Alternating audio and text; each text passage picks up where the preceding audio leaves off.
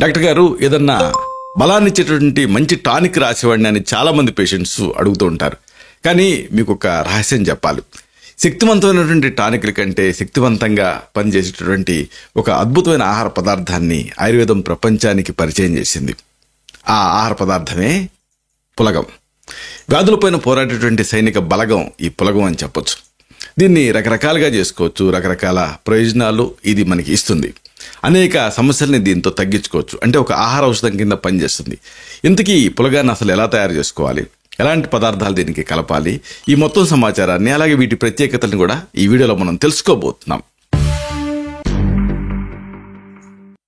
మిత్రులారా నమస్కారం. నేను మీ డాక్టర్ చిరుమామిళ్ళ మురళీ మనోహర్. ఈ వీడియోలో మనం తెలుసుకోబోయేది చాలా ఆసక్తికరమైంది. వ్యాధులపైన పోరాడేటటువంటి ఈ సైనిక బలగం పులగం గురించి, దీని పూర్తి సమాచారాన్ని అలాగే దీని ప్రత్యేకతల్ని, ఔషధ విలువల్ని, ఈ మొత్తాన్ని మనం తెలుసుకోబోతున్నాం. చూడండి, అన్నంలోకి పప్పు, కూర, పచ్చడి ఇలాంటివి వండుకొని దీనికది విడివిడిగా కలుపుకొని మళ్ళీ కమ్మగా తినడం అనేది మన దక్షిణ భారతీయుల తరతరాల ఆచారం. వీటన్నిటినీ కలిపి ఒకే ఆహారంగా వండుకొని తినేటువంటి ఆలోచన మనిషి చేశాడు. మామూలుగా బెంగాలీలు కిచిడి వంటకం ఈ కోవకి సంబంధించింది. కిచిడి అనేది మనకి బాగా ఫేమస్ కదా, మీరు వినే ఉంటారు. ఇక వెజిటబుల్ బిర్యానీలు, నాన్ వెజ్ పులావులు ఇలాగ అన్నీ కూడా ఈ కాంబినేషన్స్లో రూపొందించుకున్నాయి. అంటే ఏంటంటే ఈ క్రియేటివిటీని బట్టి ఇలాగ రూపొందించారు. అయితే ఎడాపెడా ఎలా కలిపితే అలా కలిపితే అవన్నీ క్రియేటివిటీ అనిపించుకోదు. అంటే ఏంటంటే ఒక ఆహార పదార్థం ఇంకో ఆహార పదార్థాన్ని కాంప్లిమెంట్ చేయాలి. ఇది చాలా ముఖ్యం. కాబట్టి ఈ ఆహార పదార్థాలు ఎలా పడితే అలాగా మళ్ళీ కలిపేసేస్తే ఇబ్బంది. కాబట్టి అలా కాకుండా ఒకదాన్ని ఒకటి కాంప్లిమెంట్ చేస్తూ ఉండేటటువంటి మంచి ఆహార పదార్థం ఏమిటి అంటే పులగం. అంటే ఈ ఆయుర్వేద శాస్త్ర ప్రకారం ఆరోగ్యాన్ని ఇస్తూ అవసరమైనటువంటి అనేక రకాల మూలికల లాంటి ఈ దినుసుల్ని వీటిలో యాడ్ చేసి, అప్పుడు ఆ యాడ్ చేయడం వల్ల రోగాలను ఎదుర్కోగలిగేటువంటి శక్తి వస్తూ అదే సమయంలో రుచికరంగా ఉండేటటువంటి చక్కటి అద్భుతమైన ఆహార ఔషధం ఈ పులగం. కాబట్టి దీని గురించి తెలుసుకుందాం. తృప్తిని, పుష్టిని కలిగించేటటువంటి ఈ పులగం ప్రత్యేకత ఏమిటి, ఎందుకు ఇది తృప్తినిస్తుంది, ఎందుకు పుష్టినిస్తుంది, ఇది తెలుసుకోవటం అవసరం. చూడండి, బియ్యానికి 4వ వంతు మినపప్పు కానీ, కందిపప్పు కానీ, పెసరపప్పు కానీ, ఇంకా మీకు ఇష్టమైనటువంటి ఇలాంటి ఏ పప్పు అయినా కానీ కలిపి అన్నం కింద వండి తిన్నారనుకోండి, దాన్ని పులగం అంటారు. నెయ్యి, ఇంగువ, సైంధవ లవణం, అల్లం, కొత్తిమీర ఇలాంటి ద్రవ్యాలను కూడా ముందుగానే కలిపి వండితే చాలా చక్కగా అది జీర్ణం అవుతుంది. అందుకే ఆ పులగానికి ఆ అసిమిలేషన్ అనే శక్తి వస్తుంది. కొంతమందికి ఆకలి వెర్రిగా వేస్తూ ఉంటుంది, పిచ్చి ఆకలి, భస్మకాగ్ని అంటారు. మాటిమాటికి చిరుతిళ్ళు తినాలన్న కోరిక కొంతమంది కలుగుతూ ఉంటుంది. ఎప్పుడు నోట్లో ఏదో ఒకటి వేసుకొని ఆ దవడల్ని పిండి మరలాగా ఆడిస్తూనే ఉంటారు చాలామంది. ఇలాంటి వాళ్ళకి అటు తృప్తిని కలిగిస్తూ ఇలాగా అకాల అనవసరమైనటువంటి అనారోగ్యకరమైనటువంటి తెళ్లను తగ్గించేలాగా ఆ బింజీటింగ్ని తగ్గించడానికి సహాయపడేది ఏమిటి అంటే ఇది ఈ అద్భుతమైనటువంటి దివ్య ఔషధం పులగం. ఈ పులగం ప్రత్యేకత లైంగిక శక్తిని కూడా పెంచుతుంది. ఇది ఒక అమేజింగ్ విషయం.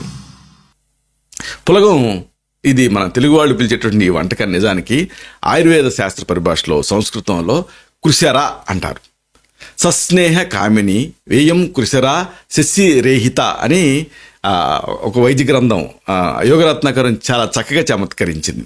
దీని అర్థం ఏంటంటే మినపప్పుతో వండినటువంటి పులగంలో కమ్మగా ఇంట్లో చేసుకున్నటువంటి నెయ్యి వేసుకొని తింటే శిశిర ఋతువు అంటే ఆ చలికాలంలో ఆ వేడిని ఉత్పన్నం చేసేటటువంటి ఒక పొడుచు పిల్లలాగా ఇది మీకు ఉపయోగపడుతుంది అని ఆ శ్లోకం చమత్కరించింది. అంటే అంత హీట్ని, ఎనార్మస్ హీట్ని జనరేట్ చేస్తుంది అని.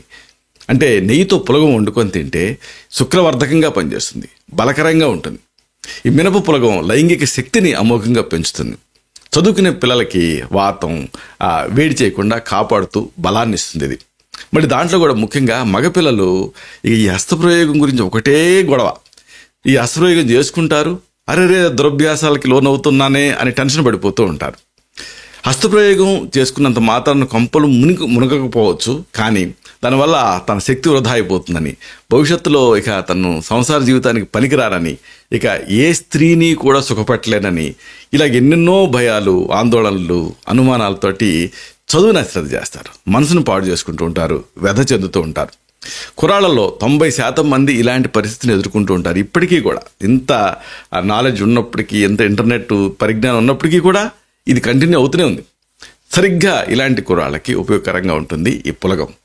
రోజు పులగం వండి కాస్త నెయ్యి వేసి తల్లిదండ్రులు పెడుతూ ఉంటే పిల్లలకి వాళ్ళ భయాలు పోతాయి.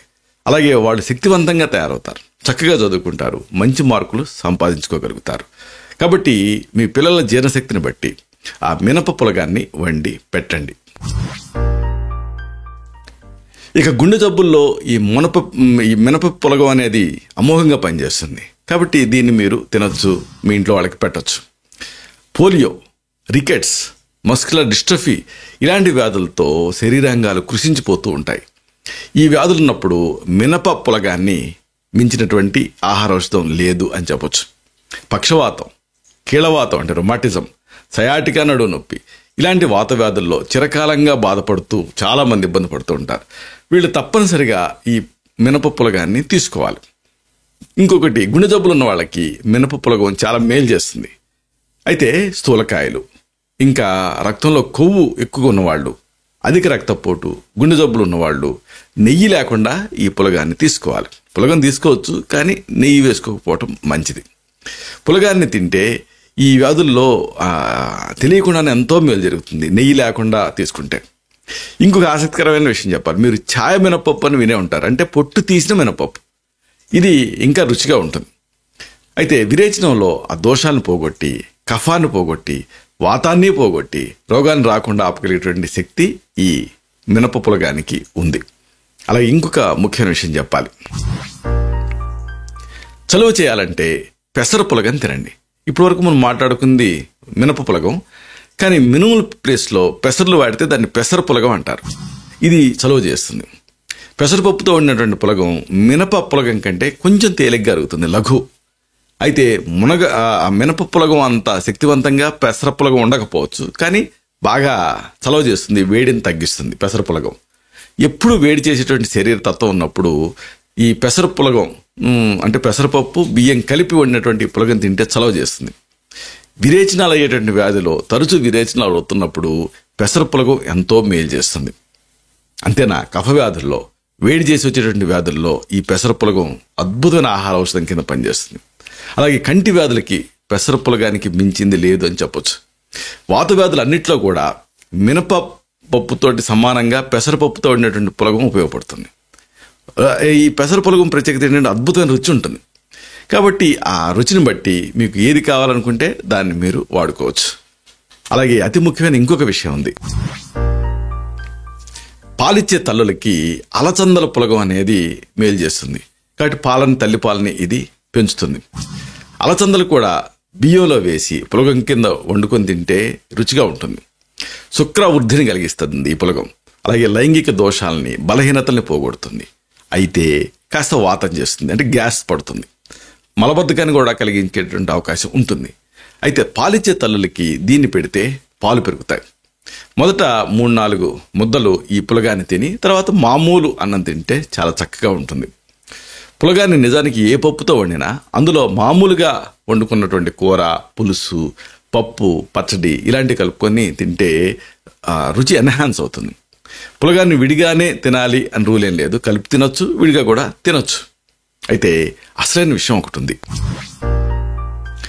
శ్లేష్మ వ్యాధుల పైన కందిపప్పు పులగంతో మీరు విజయం సాధించవచ్చు. చాలా మందికి కఫ సంబంధ సమస్యలు ఇబ్బంది పెడుతూ ఉంటాయి. ఇలాంటప్పుడు కందిపప్పుతో ఉన్నటువంటి పులగం శ్లేష్మాన్ని తగ్గిస్తుంది. దగ్గు, జలుబు, ఆయాసం ఇలాంటి ఎలర్జీ వ్యాధులు ఉన్నప్పుడు కందిపప్పుతోటి వండినటువంటి పులగాన్ని తింటే కఫ దోషం త్వరగా తగ్గుతుంది. దీనివల్ల ఎలర్జీకి వాడుకునేటువంటి మందులు బాగా పనిచేస్తాయి. అంటే ఇది ఒక కాంప్లిమెంట్ లాగా, సప్లిమెంట్ లాగా పనిచేస్తుంది పెసర పులగం, ఈ కంది పులగం అనేది. కందిపప్పు పులగం ప్రత్యేకత ఏంటంటే చలవ చేస్తుంది, అదే సమయంలో ఎనర్జీని ఇస్తుంది. అంటే మినప్పులగానికి, పెసర పులగానికి మధ్యలో ఈ కంది పులగం పనిచేస్తుంది.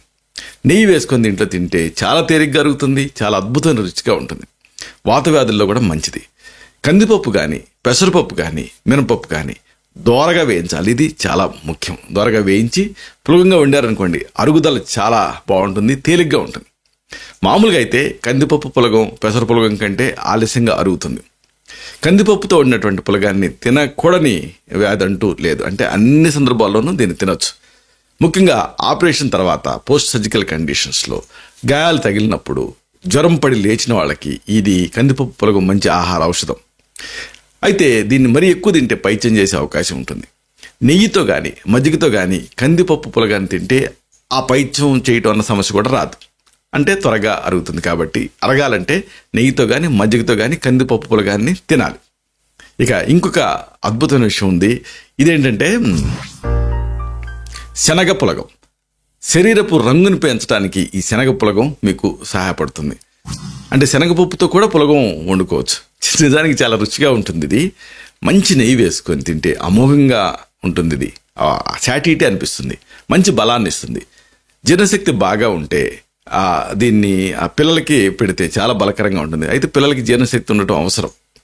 రక్తదోషాలను పోగొట్టి శరీరానికి మంచి రంగునిస్తుంది. ఇది ఈ శనగ పప్పు పులగం మంచిదే, కానీ జలుబు ఎలర్జీలు ఉంటే మాత్రం ఆ దోషాలు పెరిగేటటువంటి అవకాశం ఉంటుంది. కాబట్టి కొద్దిగా జాగ్రత్తగా ఉండాలి.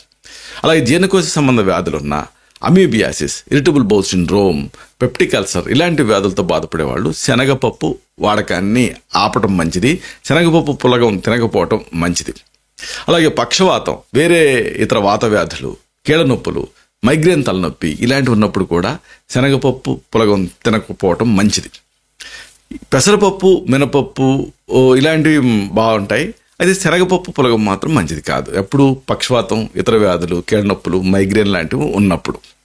ఇక ఇంకొక ముఖ్యమైన విషయం మీకు చెప్పాలి.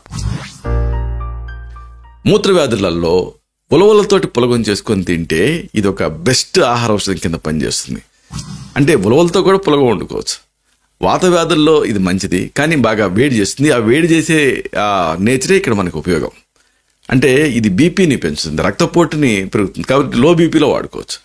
కఫ వ్యాధులతో బాధపడే వాళ్ళకి, మూత్ర సంబంధమైన వ్యాధులు, ముఖ్యంగా మూత్రపిండాల రాళ్ళు ఉన్నప్పుడు ఉలవలతో చేసినటువంటి పులగం అమోఘంగా పనిచేస్తుంది, ఆహార ఔషధం కింద పనిచేస్తుంది. అయితే కొంచెం జాగ్రత్తగా, పరిమితంగా చూసి వాడుకోవటం అవసరం. ఇక అతి ముఖ్యమైన మరొకటి ఉంది. మామూలుగా పులగం ఇదంతా ఎందుకు, డైరెక్ట్గా అన్నంను పప్పు కలుపుకోవచ్చు కదా అని అనుకుంటూ ఉంటారు. అంటే బియ్యంలో పప్పు వేసి వండటమే ముఖ్యం. ఇలా కలిపి వండటం వల్ల ఆ కాంబినేషన్ వల్ల ఒకదాని ఇంగ్రీడియంట్స్ మరొక దానిలోకి దిగుతాయి. అంటే రోజు అన్నంలో పప్పు వండుకొని తింటే సరిపోదా, మళ్ళీ ఆ పులగం దేనికి, అన్నంలో పప్పు కలుపుకుంటే సరిపోతుంది కదా అని చాలామంది అడుగుతూ ఉంటారు. నిజానికి బియ్యంతో కలిపి ఉడికించినటువంటి పప్పుకి అన్నంలో కలుపుకొని తినడానికి చాలా తేడా ఉంది. మీరు చూడండి, నైట్ టైము వండినటువంటి అన్నం దాంట్లో తోడుపెట్టినటువంటి పాలు పోసి మర్నాడు తోడుకున్నటువంటి ఆ పెరుగన్నం తినండి, డైరెక్ట్గా అన్నంలో పెరుగు వేసుకొని తినండి, చాలా తేడా ఉంటుంది కదా. ఇది అంతే. కాబట్టి పప్పులో ఉండేటువంటి గుణగణాలు 100% ఈ పులగంలోకి దిగుతాయి. అలాగే బాగా ఎసిమ్యులేట్ అవుతాయి. బాగా నాని ఉంటుంది కాబట్టి ఒకదాని ఇంగ్రీడియంట్స్ మరో దాంట్లోకి వెళ్ళి ఎసిమ్యులేషన్ అనేది చక్కగా జరుగుతుంది. ఇలాగా ఈ పులగం అనేది ఒక చక్కటి ఆహార ఔషధం. దీనికి అనేక ప్రయోజనాలు ఉన్నాయి. ఆ కాంబినేషన్స్ని బట్టి మీరు వీటిని వాడుకొని దాని ప్రయోజనం పొందొచ్చు. అంటే మరొక మాటలో చెప్పాలంటే, ఈ వ్యాధుల మీద పోరాడేటటువంటి సైనిక బలగం ఈ పులగాన్ని మీరు యుక్తిగా తయారు చేసుకొని వాడుకోండి, ఆరోగ్య లాభాలని పొందండి. ఇలాంటి మరిన్ని ఇన్ఫర్మేటివ్ వీడియోస్ కోసం ఈ ఛానల్ని సబ్స్క్రైబ్ చేసుకోండి. అలాగే ఈ వీడియోలు అప్లోడ్ అవడంతోనే ఆ విషయం మీకు తెలియాలి కాబట్టి బెల్ బటన్ క్లిక్ చేయండి. అప్పుడు మీకు నోటిఫికేషన్ ద్వారా ఇంటిమేషన్ వస్తుంది, మీరు వీడియోని మిస్ అవ్వకుండా చూడగలుగుతారు. అలాగే లైక్ బటన్ని క్లిక్ చేయండి. అప్పుడు ఇది మరింత ఎక్కువ మందికి రికమెండ్ అయ్యి ఈ వీడియో తాలూకు పర్పస్ సర్వ్ అవుతుంది. శతం జీవ శరదో వర్ధమానః, శతం హేమంతాన్ శతం వసంతాన్. 100 శరత్తులు, 100 హేమంతాలు, 100 వసంతాలు వర్ధిల్లుతూ జీవించండి. Stay healthy, stay happy, be positive, keep smiling, stay safe. Love you all. శుభం.